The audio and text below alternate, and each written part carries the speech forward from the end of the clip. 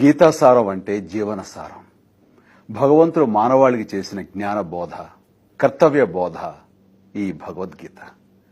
భగవద్గీత అంటే మతం కాదు, జ్ఞానం. అది యుగాతీతం, మతాతీతం. మానవ ఇతిహాసంలో భగవద్గీత ఒక మహోన్నత ఘట్టం. కుల, మత, వర్గ, వర్ణ భేదం లేకుండా మానవుడికి జీవన గమనాన్ని బోధించింది. భగవద్గీతను చదివితే సరిపోదు, దాని అధ్యయనం చేయాలి. ఎందరో వేద పండితులు దీన్ని అవపోసన పట్టారు. ఇంకెందరో చంద్రుకో నూలుపోగులా దీన్ని ప్రజలకు అర్థమయ్యేలా చెప్పేందుకు ప్రయత్నం చేశారు.